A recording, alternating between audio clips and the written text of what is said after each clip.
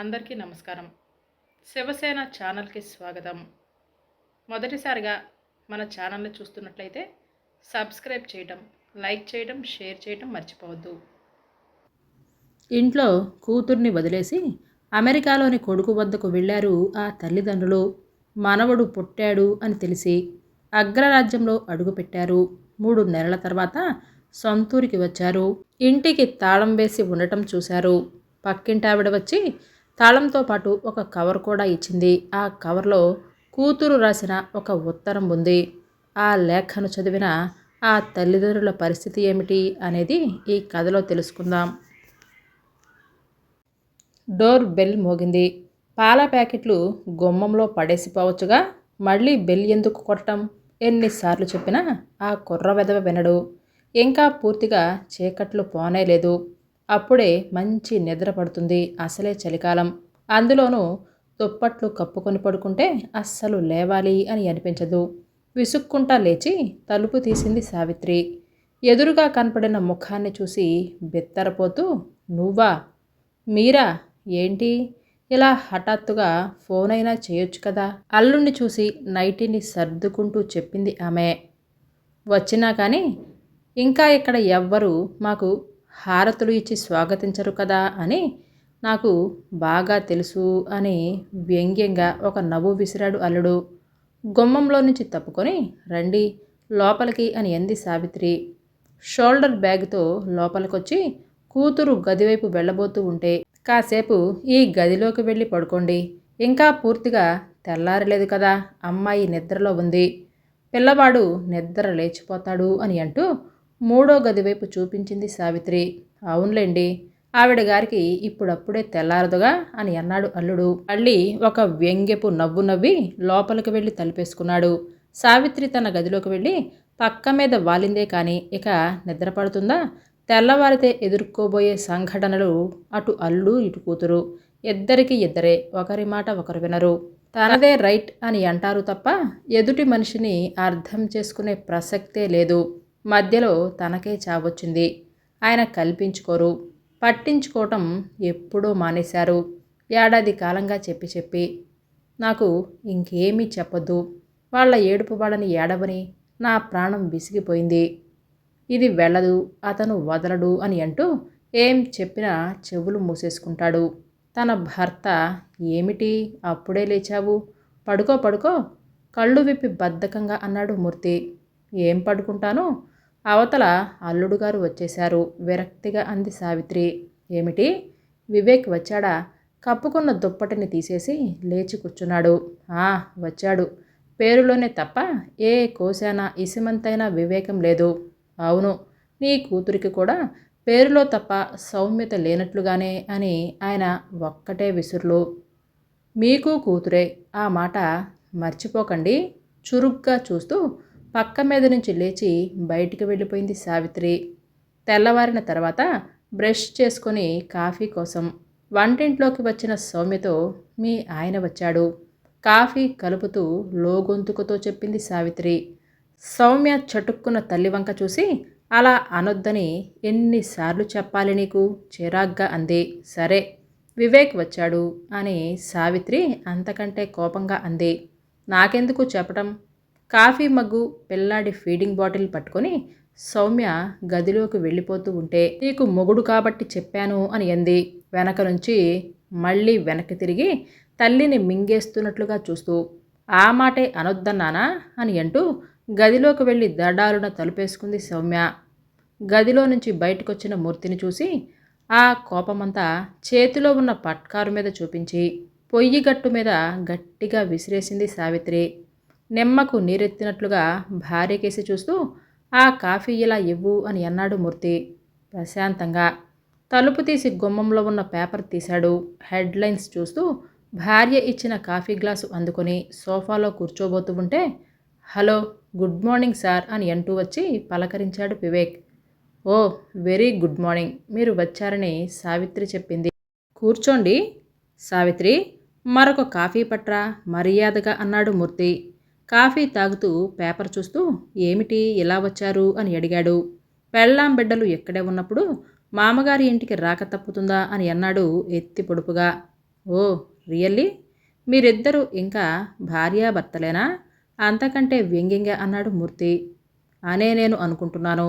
మీ అమ్మాయి ఏమనుకుంటుందో మీకే తెలియాలి, గడుసుగా అన్నాడు వివేక్. నాయనా, మీ ఇద్దరికీ ఓ నమస్కారం. మీ ఇద్దరు భార్యాభర్తలు అవునో కాదో మీరే తేల్చుకోండి. ఆ పని మీరు చేయకపోతే మీకు సహాయపడటానికి కోర్టులు ఉన్నాయి. మీ ఇద్దరికీ చెప్పలేక మాకున్న ఓపిక సహనం నశించిపోయాయి. కన్నాం కాబట్టి దాన్ని ఇంట్లో నుంచి పొమ్మనలేకపోతున్నాము అంతే అని విరక్తిగా అన్నాడు మూర్తి. సావిత్రి వచ్చి కుర్చీ జరిపి కూర్చుంటే వివేక్, ఇదేమీ బాగోలేదు. ఇద్దరికిద్దరు ఇలా పంతాలు పెట్టుకొని పోతే ఎలా? మీ మధ్య ఒక పిల్లవాడు ఉన్నాడు అనే విషయం మర్చిపోకండి. రేపు వాడు కాస్త పెద్దయిన తర్వాత నాన్నేడి అని అడిగితే అప్పుడెలా? అవును, అది మీ అమ్మాయి ఆలోచించుకోవాల్సిన విషయము. ఆ మాత్రం కూడా ఆలోచించకుండా ఆమెకు ఆ మొండి వైఖరి, ఆ ధైర్యం ఏమిటో నాకైతే అంతుపట్టడం లేదు. మీకేమైనా అర్థమవుతుందా? చూడు వివేక్, భార్యాభర్తల తగువులలో ఎవరిది రైటు, ఎవరిది తప్పు అనేది మూడో వ్యక్తికి అర్థం కాదు. ఎవరికి వాళ్ళు మేమే రైటు అని అంటారు. మా అమ్మాయి మాటలే కరెక్ట్ అని మేము ఎప్పుడు నీతో అనలేదు కదా. ఎప్పటికైనా ఇద్దరూ కలిసి కూర్చొని మాట్లాడుకోండి. ఏదో ఒక నిర్ణయానికి రండి. అప్పుడు బాగుంటుంది. మాట్లాడాలని ఇప్పటికే 2-3 సార్లు వచ్చాను కదా. ఆవిడ నోట్లో నుంచి మాట రాదు. కాంప్రమైజ్ అన్న పదానికి అర్థం తెలియనట్లుగా ప్రవర్తిస్తుంది. నాకిక ఈ రాకపోకలు చాలు అని అనిపిస్తుంది. అంత కాళ్ళబేరానికి దిగేటంత తప్పులు నేనేమీ చేయలేదు. వస్తుందో రాదో నా దారిని నేను చూసుకుంటాను. దేనికైనా పట్టు విడుపు ఉండాలి. మా గొడవల మధ్య పిల్లాడు తండ్రి లేని వాడు కాకూడదని, సంసారం పాడు చేసుకోకూడదని నా వైపు నుంచి నా ప్రయత్నాలు నేను చేశాను. వివేక్, అన్నానని కోపం తెచ్చుకోకు. చేతులు కాలేక ఆకులు పట్టుకున్నావు. ఈ ఆలోచన, ఈ సౌమ్యత, కాస్తంత ఓపిక, సహనం అప్పుడే ఉంటే, కాస్తంత ఆదరణ, అభిమానం అప్పుడే చూపించి ఉంటే ఏనాడో కరిగిపోయి ఉండేదయ్యా. కానీ నువ్వు దాన్ని రెచ్చగొట్టావు. అర్థం చేసుకోవాల్సిన సమయంలో ఆదరించి దగ్గరకు తీసుకోలేకపోయావు. ఆంటీ, మనిషిలో పాజిటివ్ పాయింట్స్ కనిపెట్టి నెగిటివ్ పాయింట్స్ గురించి కొంచెం అర్థం చేసుకొని ఆ పాజిటివ్ పాయింట్స్ని హైలైట్ చేస్తే అవతలి వాళ్ళు లొంగిపోతారు. ఎప్పుడు నెగిటివ్ పాయింట్స్ని వేలెత్తి చూపిస్తూ ఉంటే అవతలి వాడికి ఈగో దెబ్బతిని మొండిగా ప్రవర్తిస్తాడు. మీ అమ్మాయిలో ఉన్న ముఖ్యమైన లోపం అదే. ఎప్పుడు ఎదుటి వ్యక్తి తను కోరుకున్న విధంగా ప్రవర్తించాలంటే సాధ్యమేనా? అవతలివాడు కూడా మనిషే కదా. తనని అర్థం చేసుకోవాలి, తన మాట వినాలి అని అవతలి వాళ్లకు మాత్రం ఉండదా? సాధించటం, ఎత్తి పొడవటం, చేతకాని తనాన్ని పదే పదే దెప్పి పొడవటం, ఆఖరికి కట్టుకునే బట్టలు, తినే తిండి మీద కూడా తనదే చాయిస్. తనకి నచ్చినట్లే చెయ్యాలంటే ఎలా? పోనీ అదేదో అహంకారంగా కాక ప్రేమ, అనురాగంతో మార్చే ప్రయత్నం చేస్తే ఒకరోజు కాకపోతే ఇంకొక రోజు ఆ ప్రేమకి లొంగిపోతాడు మనిషి. వివేక్, ఈ వాదులాటలు ఇద్దరి వర్షన్స్ ఇదివరకే విన్నాము. నువ్వు చెప్పేవి కొన్ని నిజాలైతే అది చెప్పేది కొన్ని నిజాలు. ఒక్క విషయం ఆంటీ, సరే, మా అమ్మ నాకు కొన్ని పద్ధతులు నేర్పలేదు. నాకు శుభ్రం తక్కువ. బట్టలు ఎక్కడ పడితే అక్కడ వదిలేస్తాను. బాత్రూమ్ అంతా తడి తడి చేసేస్తాను. పేపర్ చదివిన తర్వాత నీటుగా పెట్టకుండా వదిలేస్తాను. ఎంగిలి కప్పులు కూడా వదిలేస్తాను. డబ్బులు లెక్కలేదు. సరుకులు తేవటం తెలియదు. సంతలో నుంచి చచ్చు పుచ్చు కూరగాయలు తెస్తాను. రోజు ఇలా 1,00,000 సాధింపులు చివాట్లు తింటూ వాటిని భరిస్తూ విరక్తి చెందకుండా ఉండటానికి, నవ్వుతూ మునీశ్వరుడిలా ప్రశాంతంగా ఉండటానికి నేనేమైనా యోగినా? సరే పోనీ, నన్ను ఒక్కడే అనుకుంటే పర్వాలేదు. కానీ మా అమ్మని, మా ఇంటిని దెప్పే అధికారం తనకుందా? మనుషులు అందరి అలవాట్లు ఒకేలా ఉండవు కదా. మా అమ్మ పెంపకం ఆవిడ పద్ధతిలో జరిగింది. ఆవిడ ఇల్లు ఎలా సర్దుకుంటుందో అదంతా ఆవిడ ఇష్టం. ఆ ఇంట్లో పుట్టిన పిల్లలు ఆ తల్లి పెంపకంలో పెరిగి ఆమె నేర్పినవే నేర్చుకుంటారు. పెరిగిన వాతావరణం ఒక్కసారిగా మారుతుందా? నెలేసినట్లు అంటున్నాడు వివేక్. సావిత్రి వెంటనే అందుకుంది. అవును, కరెక్టే, నీవన్నది చాలా నిజం. దాని విషయంలోనూ అదే వర్తిస్తుంది. ఇక్కడ పద్ధతిగా అన్నీ ఎక్కడివి అక్కడ ఉండి చాలా నీట్గా మెయింటెన్స్ చేసిన అప్పర్ మిడిల్ క్లాస్ అమ్మాయిగా కొన్ని పద్ధతులు దానికి అలవాటు పడ్డాయి. నా పద్ధతి కూడా అదే. నాకంటే ఎక్కువగా దానికి కొన్ని మంచి అలవాట్లు ఉన్నాయి. హై క్లాస్గా పెరిగిన పిల్ల. దానిదంతా కట్టే కొట్టే తెచ్చే అన్నట్లుగా ఉండే రకం. నాజుకుగా మంచిగా ఓదార్పుగా చెప్పటం దానికి తెలియదు. నేను చిన్న మాట అన్నా కూడా పడే రకం కాదు. ఆ మనస్తత్వం కాదు దానిది. కానీ పెళ్ళి కాకముందు ఎన్నోసార్లు చెప్పేదాన్ని. నా మాట అంతే. అమ్మ నాన్న స్నేహితులు ఎవరైనా నువ్వు కోరుకున్నట్లుగానే ఉండాలంటే కుదరదు. నీకు నచ్చకపోతే నచ్చ చెప్పే తీరు ఇది కాదు. మంచిగా మనిషిని మార్చుకోవాలి అని అనేదాన్ని. చెప్పటం సులువే అనేది. మీరిద్దరూ పెళ్లి కాకముందు ఒక ఆఫీసులోనే పనిచేశారు. 6-7 నెలలు ప్రేమించుకున్నారు. కలిసే తిరిగారు. ఆ టైంలో అంత పూర్తిగా కాకపోయినా ఒకరి గురించి మరొకరు కొంతైనా అర్థం చేసుకొని ఉంటారు. మీ ఇద్దరికీ ఒకరి గురించి ఒకరికి అన్నీ నచ్చిన తర్వాతే ఇష్టపడి పెళ్లి చేసుకోవటానికి ఒప్పుకున్నారని మేము మా అంగీకారం తెలియజేశాము. అవునాంటీ, ఇందులో మిమ్మల్ని అనటానికి ఏమీ లేదు. కానీ నేను సౌమ్యలో ప్లస్ పాయింట్స్ చూసి ఇష్టపడ్డాను. తన తెలివి, స్మార్ట్నెస్, పనిలో ఏకాగ్రత, ముచ్చట గొలిపే ఆకారం అన్నీ నాకెంతో నచ్చాయి. తను కూడా నాలో ప్లస్ పాయింట్స్ చూసే ఒప్పుకుంది అని అనుకున్నా. కానీ అంత తెలివైన అమ్మాయి నిన్ను ఎంచుకోవటంలో నేను బోల్తా పడిపోయాను అని నన్ను అంటూ ఉంటే నా ఆత్మాభిమానం, నా అహం దెబ్బతినవా? మొదట్లో సరదాగా భావించి దులిపేసుకునేవాడిని. రోజు రోజుకి ఆవిడ ధోరణి మితిమీరిపోతూ ఉంటే తిరగబడి నిర్లక్ష్యంగా జవాబులు ఇవ్వటమే నేను చేసిన నేరమా? వివేక్, ఎన్నిసార్లు వినమంటావు నువ్వు చెప్పే ఈ మాటల్ని? మా ఇద్దరికి ఇక వినే ఓపిక లేదు. ఇక మీ ఇద్దరూ కలిసి బతకలేము అని అనుకుంటే మ్యూచువల్ డైవర్స్ తీసుకుని ఎవరి బతుకులు వాళ్ళు బతకండి. ఇంతకంటే మేము ఏమీ చేయలేము, చెప్పలేము అని మూర్తి అసహనంగా అన్నాడు. చూడు వివేక్, నీ వాదన విన్నాము, దాని వాదన కూడా విన్నాము. నేను వయస్సులో పెద్దదాన్ని. ఒక్క మాట చెబుతాను విను. 25 ఏళ్ళు ఒక చోట ఆడపిల్ల పెరిగి పెళ్లి పేరుతో ఇంకొక చోటకి వెళ్ళి అక్కడ కొత్త మనుషులు, కొత్త అలవాట్లు, కొత్త చోటు, కొత్త రుచులు, కొత్త పద్ధతులు, వీటన్నిటి మధ్య అలవాటుగా ఎమరటానికి మానసికంగా ఎంత మదన పడుతుందో మగవాళ్ళకి అర్థం కాదు. ఏం చేయాలో, ఎక్కడ కూర్చోవాలో, ఏం మాట్లాడచ్చో, ఏ పని చేయొచ్చో, అలా చేస్తే ఏమంటారో, ఎలా చేస్తే ఏమంటారో అని 1,00,000 సందేహాలు భయాలతో ఆడపిల్ల అత్తింట్లో అడుగుపెట్టాక అక్కడి పరిస్థితులకు అనువుగా తనను తాను మలుచుకోవటానికి కొంత సమయం పడుతుంది. ఒక లేత మొక్కను తీసి ఇంకొక చోట పాతితే 2-3 రోజులకు జీవం పోసుకొని ఎదుగుతుంది.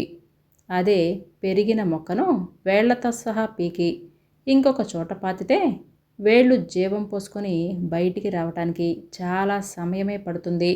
ఆడపిల్ల కూడా అంతే. పుట్టి పెరిగిన చోట ఆప్యాయంగా ప్రాణప్రదంగా చూసుకునే తల్లిదండ్రులను వదిలి ఇంకొక చోట తెలియని మనుషుల మధ్య అలవాటు పడటానికి సమయం కావాలి. చిన్నప్పుడు పెళ్ళిళ్ళు, అత్తింట్లో కాపురాలు చేసే రోజులలో అమ్మాయిలు తొందరగా పెద్దల సలహాలతో ఇమిడిపోయేవారు. ఇప్పుడు చదువుకున్న అమ్మాయిలకు ఆర్థిక స్వాతంత్ర్యం వచ్చిన తర్వాత తమ వ్యక్తిత్వంలో, అభిరుచులలో మార్పులు వచ్చాయి. అలాంటి అమ్మాయిలు అత్తారింట్లో అంత తొందరగా కొత్త జీవితానికి అలవాటు పడలేరు. వాళ్ళ ఆత్మాభిమానం ఒప్పుకోదు. నేనేమైనా తక్కువ అనే ఫీలింగ్ ఉంటుంది అమ్మాయిలలో. అలాంటప్పుడు భర్త ఆమెకు భరోసా ఇవ్వాలి. ఇది మన ఇద్దరి ఇల్లు, మనం కలిసి జీవించాలి. అలకలు అపార్థాలు ఏం వచ్చినా మనమే మాట్లాడుకొని సరిదిద్దుకుందామని ప్రేమ అభిమానాలు చూపితే అమ్మాయిలు త్వరగా సర్దుకుపోతారు. ఇది నా ఇల్లు, వీడు నావాడు అనే ప్రేమకు లొంగిపోతారు. అలా కాకుండా నా అలవాట్లు నావి, నీకు నచ్చినట్లు నేనెందుకు ఉండాలి అని అనుకుంటే ఆ సంసారంలో సామరస్యం లోపిస్తుంది, గొడవలు మొదలవుతాయి.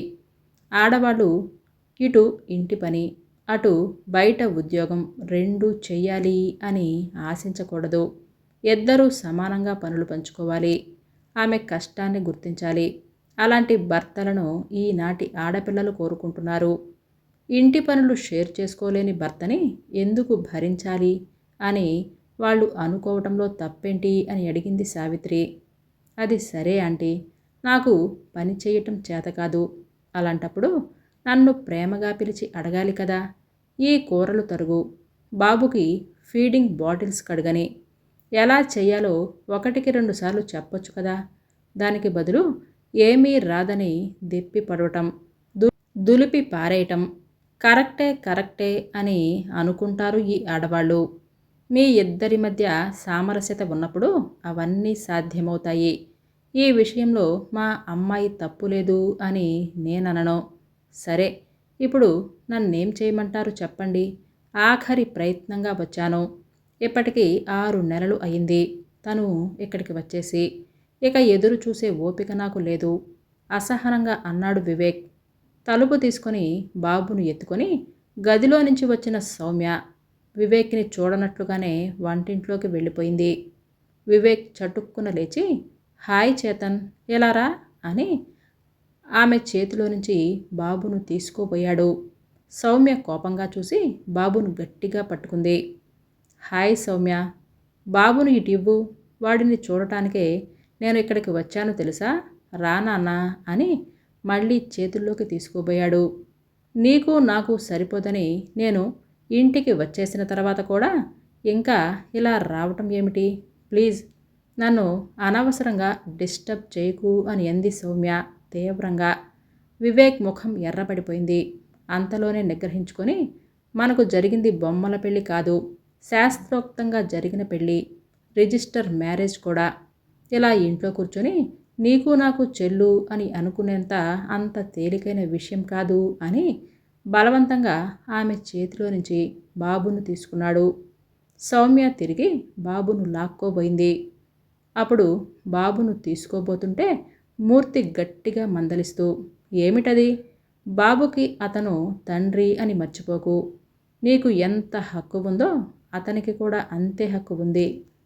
బిహేవ్ యువర్ సెల్ఫ్ అని అన్నాడు.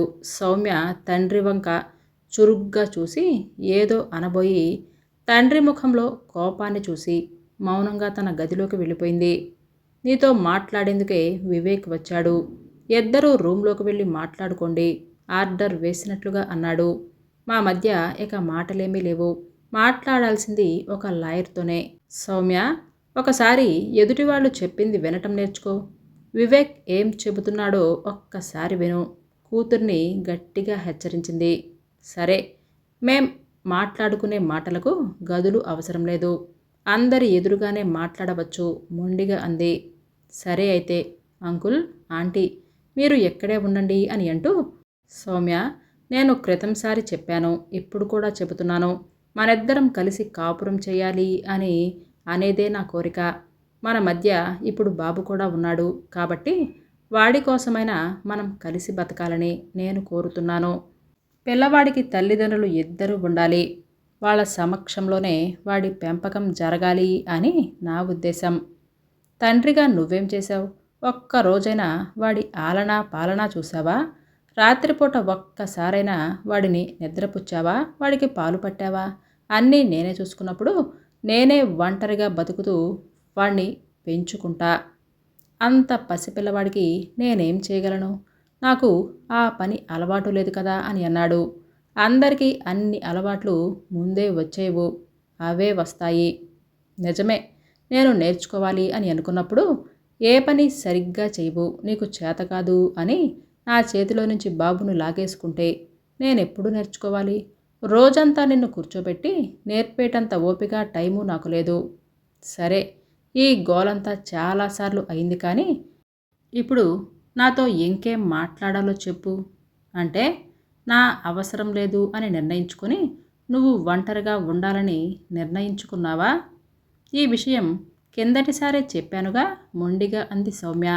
వివేక్ ఒక్క క్షణం తరువాత తల్లిదండ్రుల వంక చూసి విన్నారు కదా, ఇక మాట్లాడడానికి ఏమీ లేదు అని అన్న తర్వాత వివేక్ ఇక ఆమె కాళ్ళు పట్టుకునే అంత ఓపిక సహనం నాకు లేవు అని బాబును ముద్దు పెట్టుకున్నాడు వివేక్.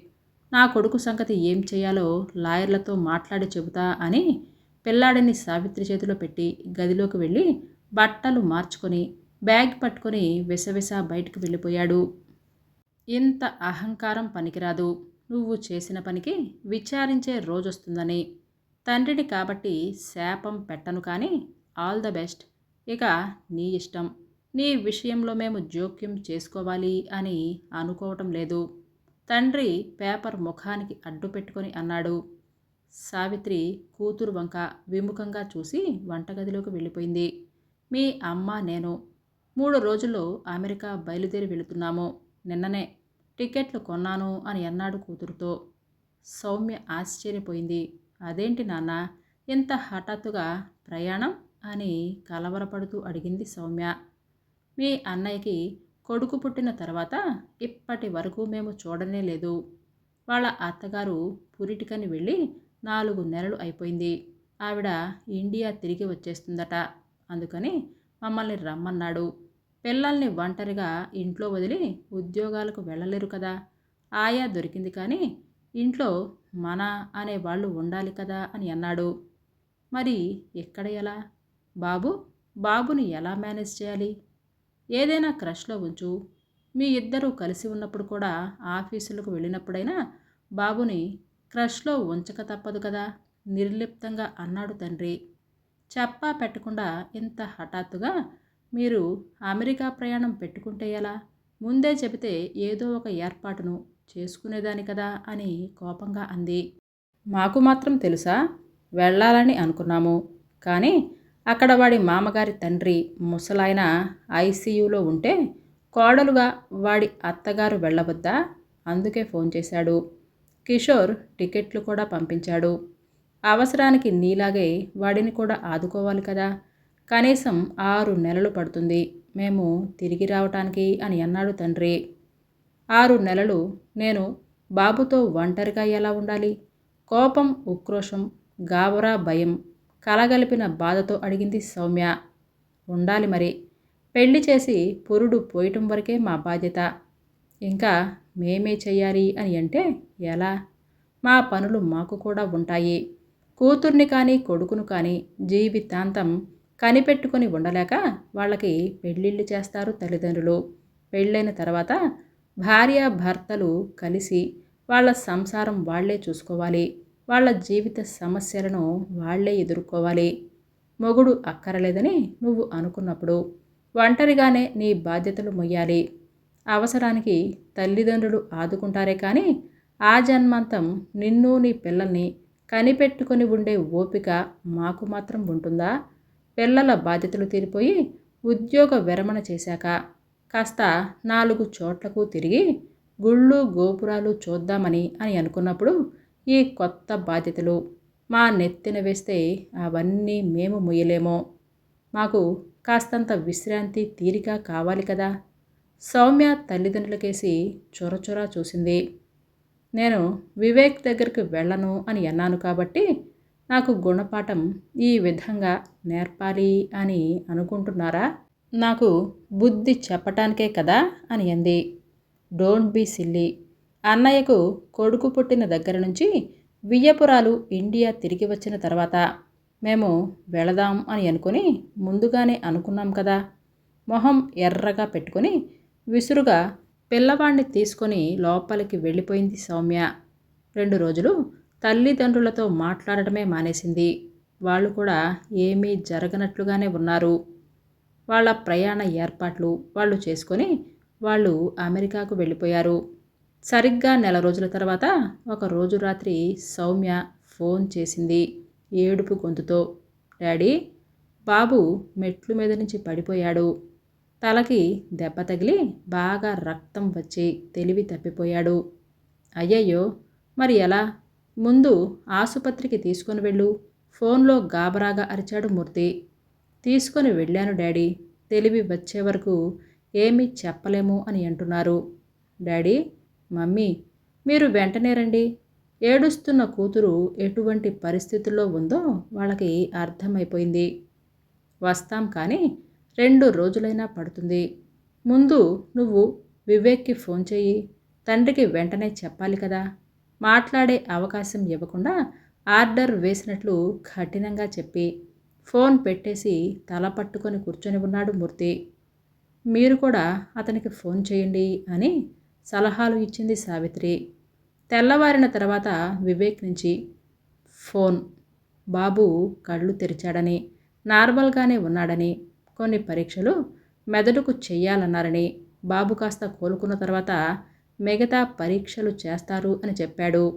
మీరేమీ బెంగపడకండి, ఇక్కడ నేనున్నాను, చూసుకుంటాను, ఎప్పటికప్పుడు ఫోన్ చేస్తాను అని చెప్పిన తర్వాత అందరూ కుదుటపడ్డారు. వారం రోజుల తర్వాత మళ్ళీ ఫోన్ చేశాడు వివేక్. బాబును తీసుకుని ఇంటికి వచ్చామని, అన్ని పరీక్షలలో నార్మల్ రిపోర్ట్లే వచ్చాయి అని చెప్పాక కొద్దిగా స్థిమితపడ్డారు సావిత్రి, మూర్తి. 3 నెలలు అలాగే గడిచిపోయాయి. ముందుగా అనుకున్న సమయానికి మూర్తి, సావిత్రి ఇండియాకి తిరిగి వచ్చారు. ఇంటికి వచ్చి చూస్తే తాళం వెక్కిరించింది వాళ్ళని. పక్క ఇంట్లో ఉండే ఒక ఆయన వచ్చి ఒక కవర్ను తాళం చెవిని ఇచ్చి అక్కడి నుంచి వెళ్ళిపోయాడు. ఇంట్లోకి వెళ్ళి సామాను పడేసి ఆరాటంగా ఉత్తరం చదివారు. నేను, వివేక్, బాబు మా ఇంటికి నిన్ననే షిఫ్ట్ అయ్యాము. ఎన్నాళ్ళు మీ ఇంట్లో నాకు ఆశ్రయం ఇచ్చినందుకు థ్యాంక్ యూ. పెళ్ళయ్యాక ఆడపిల్లలు తల్లిదండ్రులకు బరువు అవుతారని అమ్మాయిని ఆడపిల్లగానే తప్ప కన్న కూతురుగా ఏనాటికి గుర్తించని తల్లిదండ్రులలో మీరు కూడా ఒకరు. బాబుకి తండ్రి అండ దొరికింది. నేను కాంప్రమైజ్ అయ్యాను, మనస్ఫూర్తిగా వెళ్ళాను. మీకు చెప్పాల్సిన అవసరం లేదు. మీ ఇంట్లో నుంచి నేను వెళ్ళిపోయినందుకు మీరు సంతోషించండి అంతే. గుడ్ బై, మీ సౌమ్య. దీనికి మతిపోయింది చూడు, ఎలా రాసిందో అని అన్నారు మూర్తి. దాని ముఖం, దాని కోపం 4 రోజులే. మనం వెంటనే రాలేదని కోపం లేండి దానికి. వివేక్ మనల్ని ఇండియాకి అప్పుడే రావద్దు అని చెప్పిన విషయం మనం దానితో చెప్పామంటే మళ్ళీ అదొక గోల. మనతో మాట్లాడకపోతే ఇప్పుడు కొంపలేమీ మునిగిపోవు. దాని కాపురం అది చేసుకుంటే చాలండి అని నిశ్చింతగా అంది సావిత్రి. కథ పేరు తోడు ఒకరుండిన. రచించిన వారు డి. కామేశ్వరి గారు.